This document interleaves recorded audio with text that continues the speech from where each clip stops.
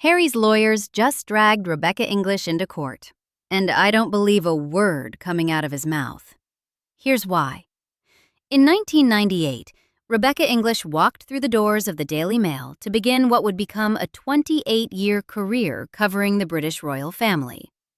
28 years. That's not a job. That's a life's work. She's traveled across 4 continents alongside Queen Elizabeth II. She chronicled the courtship and marriage of William and Catherine. She documented births, funerals, a coronation, scandal after scandal after scandal. Story by story, source by source, she built something that takes decades to earn and seconds to destroy: credibility. Sally Bedell Smith, the veteran royal biographer who's been covering this beat since before most of us were born, called Rebecca English the well-connected Doyenne of royal correspondents. That word, Doyenne, it means the most respected, most senior woman in a particular field. You don't get called that by accident. You don't inherit that title. You earn it through the grinding daily work of getting things right, when getting things wrong means losing everything. Let me tell you what 28 years of royal reporting actually looks like. It looks like being on call at 3 in the morning when a prince decides to get photographed doing something stupid. It looks like standing in the rain outside hospitals waiting for royal births. It looks like cultivating sources over years, decades, until they trust you enough to pick up the phone when something happens. It looks like getting it right on the Queen's death, getting it right on Charles's coronation, getting it right 1,000 times when nobody noticed, because getting it wrong would have been front-page news. Rebecca English covered the Queen's Diamond Jubilee and her Platinum Jubilee. She was there for William and Catherine's wedding in 2011 and for the births of all 3 of their children. She traveled with royals to Australia, Canada, Africa, the Caribbean. When the palace made announcements, she understood the subtext. When sources leaked, they leaked to her, because she had earned their trust over years of professional conduct. When something happened behind palace walls, she knew who to call, and they answered, because she had never burned them before. That's what Harry is attacking. Not some faceless corporation, not an abstract institution. A woman who spent nearly 3 decades showing up and doing the work. So when Harry stands in a courtroom and attacks her reputation, you need to understand what he's actually doing. He's not seeking justice. He's waging war against a journalist who built her career the hard way, while he built his on grievance, litigation, and a $40 million book deal. Let me show you the pattern, and I mean the full pattern, because once you see it, you can't unsee it. October 2019, Harry files legal proceedings against the owners of The Sun and the Daily Mirror over alleged phone hacking. That same autumn, Meghan launches her own suit against Associated Newspapers over a private letter to her father. The message couldn't have been clearer. This couple would use litigation as a weapon against coverage they didn't like. They weren't just complaining. They weren't just pushing back through press releases. They were going straight to the courts. January 2020. They announced their departure from senior royal duties. The famous Megxit announcement that blindsided the palace and the public alike. March 2020. They relocate to North America, eventually settling in a Montecito mansion worth millions of dollars. But here's the thing. Physical distance from Britain did nothing to reduce Harry's appetite for British courtrooms. If anything, the lawsuits multiplied. Like he couldn't help himself, like the courtroom had become his new palace, the only place where he still felt powerful. Like litigation had become his primary occupation, his reason to keep returning to a country he claims to despise. Count them with me. Really count them. Because the number matters. There's the Mirror Group newspaper's phone hacking case, filed in 2019, which went to trial in June 2023. 7 weeks of testimony. Detailed allegations, legal fees that must have been staggering. There's the News Group newspapers case against Rupert Murdoch's tabloids, still grinding through the system. Another publisher, another set of lawyers, another mountain of legal costs. There's the primary case against Associated Newspapers, alleging unlawful information gathering. That's the one threatening Rebecca English right now. The one where Harry stood in a witness box and attacked her by name. The one where combined legal costs for both sides are projected to reach approximately £38.8 million. That's roughly $51 million. $51 million. For a case about newspaper articles from years ago. There's the defamation claim against A&L over a 2022 article about his security lawsuit. Harry filed that one with great fanfare, announcing to the world that the Mail had defamed him, that he would seek accountability, that he would be vindicated. And then he withdrew it. In January 2024, just dropped it, quietly, without apology, without acknowledgement that maybe the article wasn't actually defamatory. Just a quiet retreat after presumably spending God knows how much on legal fees to pursue a claim he couldn't win. Think about that. He filed a lawsuit, made it public, demanded the world know he was fighting back, and then abandoned it when the legal reality didn't match his grievance. Then there's the separate action against the Mail on Sunday over an article claiming he'd snubbed the Royal Marines. That resulted in an apology and settlement in December 2020. A win. Fine. But also, another lawsuit, another trip to lawyers, another check written to barristers. And then there are the security cases. This is where it gets really interesting. In 2021, after Harry's police protection was downgraded following his departure from royal duties, he filed a judicial review challenging the decision. He argued he deserved armed protection when visiting the UK, despite no longer being a working royal. He claimed his family was at risk without it. He lost. In July 2022, the court rejected his challenge. Did he accept the verdict? Did he say, "Fair enough, the law is the law"? Did he acknowledge that maybe the government had the authority to make these decisions? Of course not. He appealed. He kept fighting. He kept returning to courts that kept telling him no. The appeals were rejected. The arguments were rejected. The claims were rejected. But Harry kept going, because that's what Harry does. He doesn't accept verdicts. He doesn't move on. He relitigates, again and again and again. The pattern is unmistakable.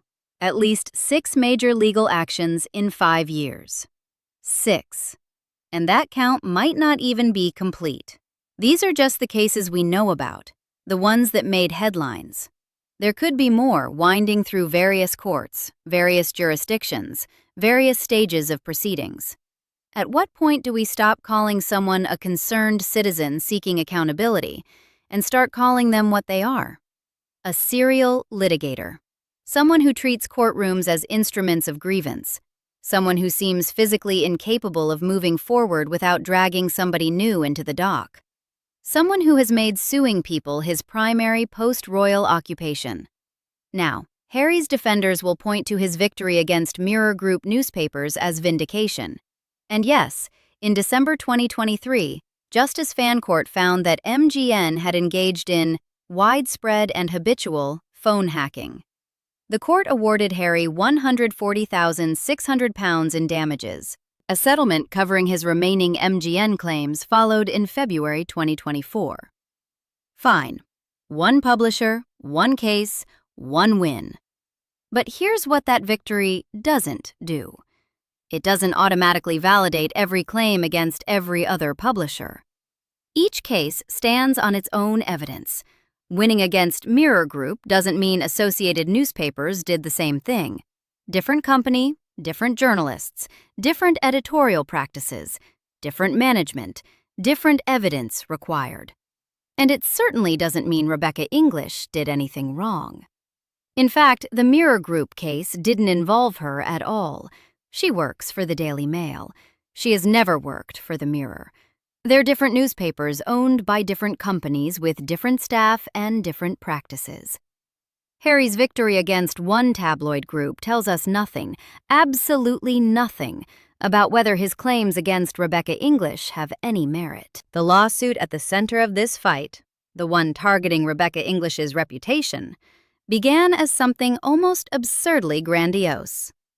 Harry joined forces with Sir Elton John, David Furnish, Elizabeth Hurley, Sadie Frost, Baroness Doreen Lawrence, and Sir Simon Hughes. 7 high-profile claimants, combined legal costs projected to reach approximately £38.8 million. This isn't justice.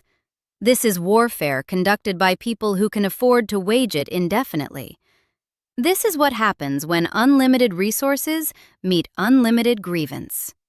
This is what you get when a man who was born into one of the wealthiest families on earth decides that he's been victimized by the press, and money is no object in his quest for vindication. The lawsuit alleges that Associated Newspapers engaged in unlawful information gathering, phone hacking, hiring private investigators, obtaining information through illegal means during a period spanning 1993 to 2011. Stop and think about those dates for a moment. 1993. That was 32 years ago. Harry was 8 years old. 2011. That was 14 years ago. Harry was 26, still a working royal, still very much part of the institution he would later abandon. We're talking about alleged conduct that ended more than a decade ago, in some cases more than 3 decades ago. Harry is asking courts to relitigate the media landscape of the 1990s and 2000s. He's fighting battles about coverage from when he was a teenager, from when Diana was still alive, from when some of his current audience wasn't even born. And this is where the legal arguments get interesting. Because Associated Newspapers hasn't just denied the allegations, they've argued that the phone hacking claims are simply too old for legal action. There's a concept in law called the Statute of Limitations. The basic principle is that you can't wait forever to bring a lawsuit. If you were harmed, if your rights were violated, if someone wronged you, you have a certain period of time to seek legal remedy. After that window closes, the courts won't hear your case. The reasoning is straightforward. Evidence deteriorates over time. Memories fade. Witnesses die or become unavailable. And it's fundamentally unfair to ask someone to defend against allegations about events from decades ago. Associated Newspapers is arguing that Harry knew, or should have known, about the alleged phone hacking years ago, that he had every opportunity to bring these claims earlier, that waiting until 2019 or 2020 or 2021 to file lawsuits about conduct from the 1990s and 2000s is unreasonable. Harry's response? Essentially that he was too busy, too trusting, too unaware, that he couldn't have known, that the conspiracy was too well hidden for him to have discovered it earlier. The courts will ultimately decide whether these arguments have merit, but the fact that we're even having this debate about conduct allegedly occurring 3 decades ago tells you something about the nature of Harry's grievance. He's not fighting about recent wrongs. He's fighting about ancient history. He's stuck in the past. Associated Newspapers has identified what they call the real sources of information about Harry's life: his own social circles, the palace's notorious leakiness, legitimate journalistic practices that have always been part of royal coverage. But Harry doesn't want to hear that explanation. He can't accept it. In his written witness statements, he singled out Rebecca English with particular venom. He stated that English had built her career through the use of my private life, without shame. He said they had quite the opposite of a good relationship. He disputed suggestions that his social circles were leaky sources who had legitimately fed information to journalists, insisting that any information they possessed must have been obtained through unlawful means. Read that again. Slowly. Harry is arguing that any accurate information about his life that appeared in the press must have been obtained illegally. Because apparently, the only possible explanation for accurate reporting is criminal activity. Think about what that argument actually claims. In Harry's telling, every accurate story about him proves illegal surveillance. Every well-sourced article demonstrates criminal activity. Every scoop represents a felony. The possibility that journalists like Rebecca English simply did their jobs well, cultivating sources, building relationships, earning trust over decades, apparently doesn't occur to him. Or maybe it does occur to him. Maybe he knows perfectly well how journalism works, and maybe he just doesn't care, because the alternative explanation, that people in his own life talk to reporters, is too uncomfortable to accept. Because here's the dirty secret Harry doesn't want you to understand. Journalists get information from sources. That's how journalism works. That's how it has always worked. Royal correspondents build relationships with palace staff, with aristocrats, with people in social circles adjacent to the family. They take people to lunch. They answer their phones at 2 a.m. They remember birthdays and send Christmas cards and show up to funerals. They do this for years, for decades, and eventually when something newsworthy happens, those sources call them. Rebecca English didn't become the Doyenne of royal correspondence by hacking phones. She became it by being better at the job than anyone else, by being someone sources trusted, by getting stories right when getting them wrong would have ended her career overnight. Harry can't accept that explanation. He can't accept that people in his own circles might have been talking to journalists. He can't accept that his private life was never as private as he imagined, not because of illegal surveillance, but because royal courts have always leaked. They leaked under Henry VIII. Courtiers whispered about Anne Boleyn's downfall before she knew it was coming. They leaked under Victoria. The newspapers knew about John Brown before the public did. They leaked under Elizabeth. Every major royal story of the 20th century emerged from sources, from whispers, from people who were there and decided to talk. They will leak long after Harry is forgotten. And so, instead of accepting an uncomfortable truth about human nature and institutional reality, Harry reaches for the most dramatic explanation possible: conspiracy, criminality, a vast apparatus of unlawful information gathering spanning decades, targeting him specifically, carried out by journalists who risked their careers and their freedom just to get scoops about a prince who wasn't even heir to the throne. It's paranoid thinking, and I don't use that word lightly. His lawyers wouldn't use it either. But when a man cannot accept any explanation for accurate press coverage other than criminal conspiracy, when the only way he can make sense of journalists knowing things is to assume they broke the law, that's a pattern of thinking that's disconnected from reality. And here's the crucial point that Harry's legal posturing deliberately obscures. Rebecca English is not a defendant in this case. Read that again. She is not being sued. She faces no personal legal liability. She would not be ordered to pay damages regardless of how this trial ends. The lawsuit names Associated Newspapers Limited, a corporate entity, not the individual journalist whose name Harry deploys like a weapon. This distinction matters enormously. Harry can attack English's reputation from the witness stand while she has no formal standing to defend herself in the same proceedings.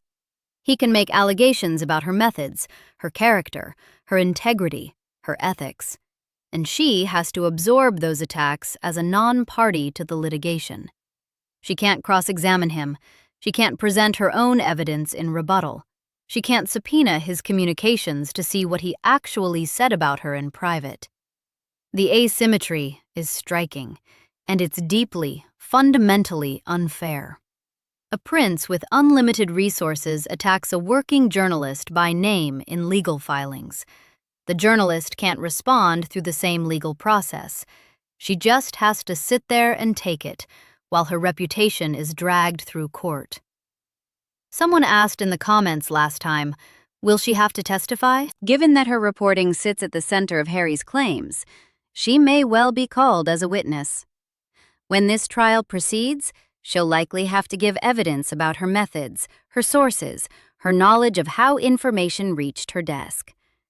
Cross-examination in high court proceedings is unforgiving. Barristers are trained to find inconsistencies, to apply pressure, to make witnesses uncomfortable. They'll have prepared for weeks. They'll know her articles better than she remembers them. They'll ask about stories from 15, 20 years ago and expect precise answers. Reputations can be made or destroyed in an afternoon of questioning. For a journalist whose entire career depends on credibility, testimony carries both risks and opportunities. It's a chance to defend her work publicly, to explain under oath exactly how she reported the stories Harry is challenging, to demonstrate that legitimate journalism, not conspiracy, produced the coverage he resents. To look a barrister in the eye and say, I got my information the same way journalists have always gotten information, through hard work, through relationships, through sources who trusted me. But it also means exposure to adversarial scrutiny, hours in the witness box answering questions designed to make her look bad, the stress of knowing that everything she says becomes part of the official record, the knowledge that Harry's lawyers have unlimited time and resources to prepare their attack. Rebecca English spent 28 years building her reputation. A few hours in the witness box could define how history remembers her. And that's what makes this so enraging. Because while Rebecca English built her career through journalism, Harry built his through grievance. And the hypocrisy isn't just apparent, it's breathtaking in its scope. In January 2023, Harry published Spare, a memoir, one that reportedly earned him a $40 million advance.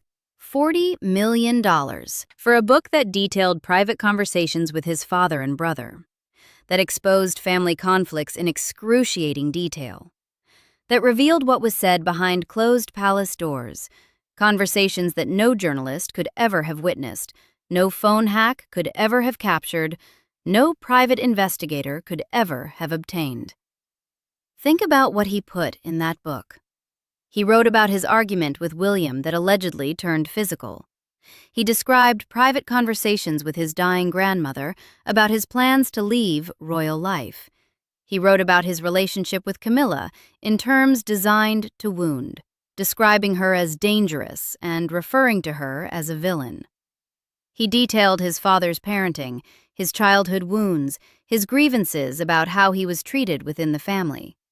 He served up the kind of intimate family revelations that tabloids could only dream of obtaining, information that no amount of phone hacking or private investigation could have produced. Conversations that happened in private rooms between family members, now published for the world to read.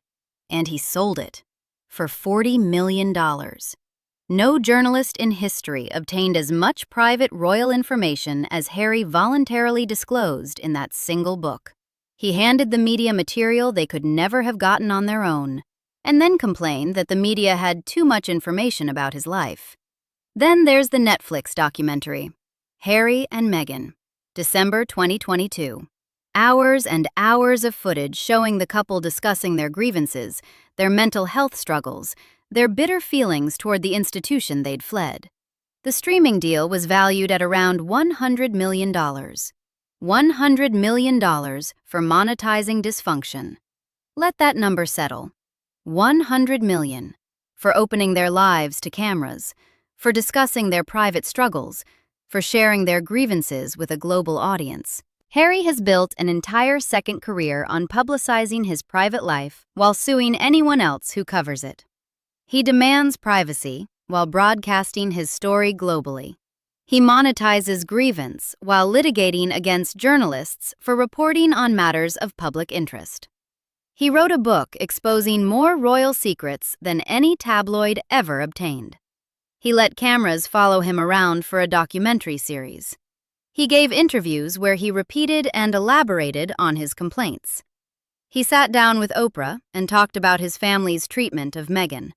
He talked about mental health struggles. He talked about feeling trapped. He talked about his father cutting him off financially. All of this, all of it, voluntarily. For money, for attention, for the narrative control he so desperately craves. And then he walked into court to complain about journalists reporting on him. The cognitive dissonance is staggering. Or maybe it's not dissonance at all. Maybe it's just entitlement, the belief that he alone gets to decide when his life is public and when it's private. When he sells the information, that's his right. When someone else reports it, that's a crime. When he tells his story, that's brave. When a journalist tells a story about him, that's abuse. Harry wants control, total control, over his narrative, over how he's covered, over what the public knows and doesn't know. The lawsuits aren't really about accountability or justice. They're about power. About punishing anyone who covers him in ways he doesn't like. About making journalism so expensive and legally risky that reporters think twice before writing about him. That's what this is really about. Not phone hacking from the 1990s. Control. You want to know what loyalty actually looks like? What family discretion looks like? What it means to actually protect private family matters rather than sell them to the highest bidder? Look at Andrew. Prince Andrew. Disgraced by his friendship with Jeffrey Epstein, humiliated by his catastrophic 2019 interview with Emily Maitlis, the one where he claimed he couldn't sweat and remembered a very specific Pizza Express in Woking. The interview was so disastrous it became a case study in crisis communications failure. Universities use it to teach students what not to do. Andrew was stripped of his military titles and royal patronages. He was forced to settle Virginia Giuffre's civil lawsuit in February 2022. The settlement amount was never disclosed, but it was reportedly substantial. His public life ended. His reputation was destroyed. He became a punchline. He couldn't walk through an airport without people staring. He couldn't appear at public events without causing controversy. Andrew's fall was spectacular, complete, devastating. And Andrew didn't write a book trashing the family. Think about that. Really think about it. Andrew had every incentive to tell his side of the story. He's been vilified for years. The public thinks the worst of him. Every tabloid has painted him as a monster. A tell-all book, explaining his perspective, humanizing himself, attacking his critics, sharing his version of what really happened, could have earned him millions. Publishers would have paid handsomely for his version of events. The tabloids he resents would have had to cover whatever he chose to reveal. He could have fought back. He could have defended himself. He could have monetized his downfall. He didn't do it. Despite everything, despite his shame, despite his exile from public life, despite losing nearly everything he valued, Andrew maintained silence about the inner workings of the royal family. He didn't appear on Netflix to air his grievances. He didn't publish detailed accounts of private conversations with his mother or brother. He didn't monetize dysfunction for $100 million. Whatever Andrew's failures, and they are numerous and serious, he understood something Harry apparently never learned. Some things remain private. Some doors stay closed. Some family matters don't get sold to publishers, regardless of how much money they offer, or how much you feel wronged. Harry, for all his complaints about media intrusion, has exposed more of the royal family's inner workings than any tabloid ever could. He has been a one-man demolition crew for family privacy, and he did it for money. The comparison isn't about excusing Andrew's conduct. It's about demonstrating that even someone as disgraced as Andrew showed more discretion than Harry. Even someone who lost everything didn't monetize his family's private moments. That tells you something about Harry's character, about his priorities, about what he values when the cameras are on and the checks are being written. Meanwhile, the family Harry abandoned carries on with the work. Prince William and Princess Catherine were recently photographed during their visit to Scotland. A moment of genuine affection caught on camera. A brief touch, a shared glance. The easy intimacy of a couple who have weathered public scrutiny together and come out stronger. Who faced the worst year of their lives when Catherine's cancer diagnosis became public, and who emerged still standing, still together, still committed to their roles. The image stood in stark contrast to Harry's courtroom theatrics. While Harry wages legal warfare from Montecito, William and Catherine represent the crown. While Harry relitigates the past, they build the future. While Harry names individual journalists in legal filings and attacks their reputations from the witness stand, William and Catherine show up, do the job, and actually serve the institution they were born into. They don't sue journalists. They don't write tell-all memoirs. They don't monetize family dysfunction.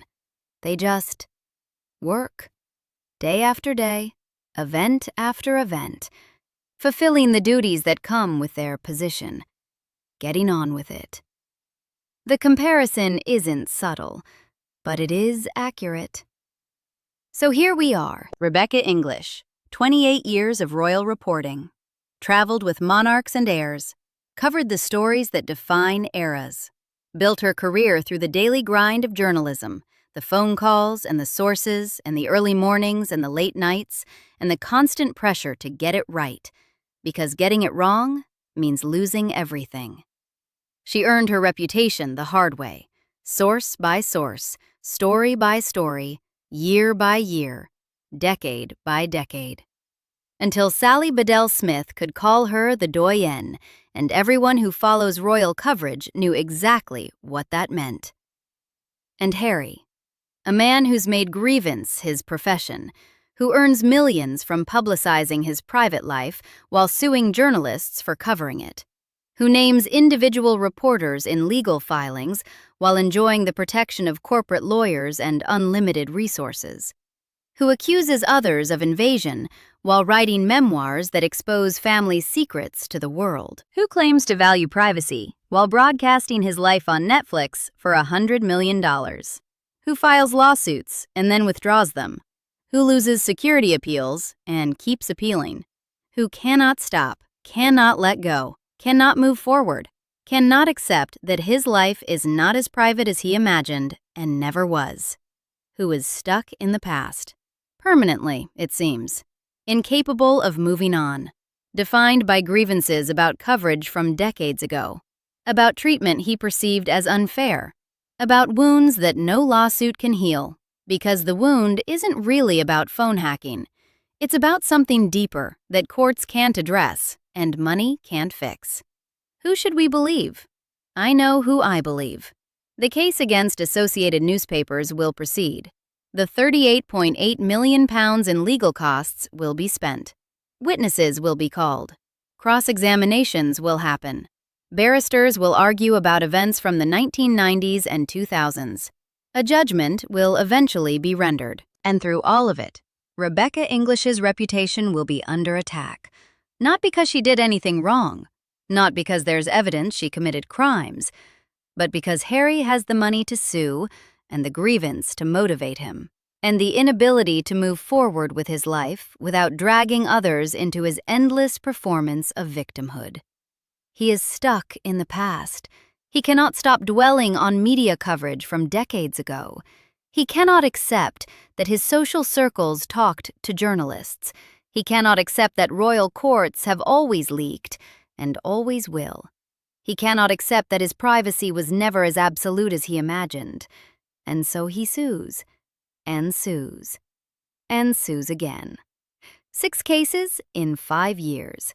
Millions of pounds in legal fees. Witnesses dragged into proceedings. Reputations attacked. All because a man born into unimaginable privilege cannot accept that other people get to talk about him. But here's what I want you to understand. You showed up for her. In the comments on our last video, thousands of you, without being asked, without any prompting, defended Rebecca English. You called out the unfairness. You saw through Harry's victim narrative. You expressed what so many feel but few platforms acknowledge, that a hard-working journalist is being used as a prop in someone else's psychodrama. You didn't wait for permission. You didn't wait for someone to tell you what to think. You watched what was happening, and you responded. You defended someone who can't defend herself in the legal proceedings where she's being attacked. That matters. Your willingness to stand with her matters. Your skepticism of Harry's motives matters. Your comments matter. Your engagement matters. Your refusal to accept the narrative that Harry is always the victim matters. This is not just a legal case. It's a test. A test of whether unlimited resources and relentless litigation can destroy the reputation of someone who spent a career earning respect. A test of whether one entitled man with an army of lawyers can wage war on journalism itself. A test of whether we let grievance politics and legal intimidation silence the people whose job is to tell us what's really happening. We stand with Rebecca English, not because we're told to, not because someone paid us to, not because we have any stake in the outcome of this lawsuit. We stand with her because she earned that standing through 28 years of showing up and doing the work. She earned it by being good at her job when being good at her job meant standing next to monarchs and telling their stories honestly. She earned it by building trust with sources over decades. She earned it the hard way. Harry earned nothing but our skepticism. He earned it through lawsuit after lawsuit after lawsuit, through monetizing his family's pain while suing others for reporting on it, through attacking individual journalists by name while hiding behind corporate legal structures, through claiming victimhood while being one of the most privileged human beings ever to walk the earth, through demanding privacy while selling his story for $100 million. I don't believe him. You don't believe him. And when this trial is over, when the legal fees have been paid and the judgments rendered and the appeals exhausted, Rebecca English will still be the Doyenne of royal correspondence. She'll still be the one who showed up for 28 years. She'll still be the one who built her career the right way. And Harry will still be stuck in the past, exactly where he deserves to be. Subscribe for more stories like this.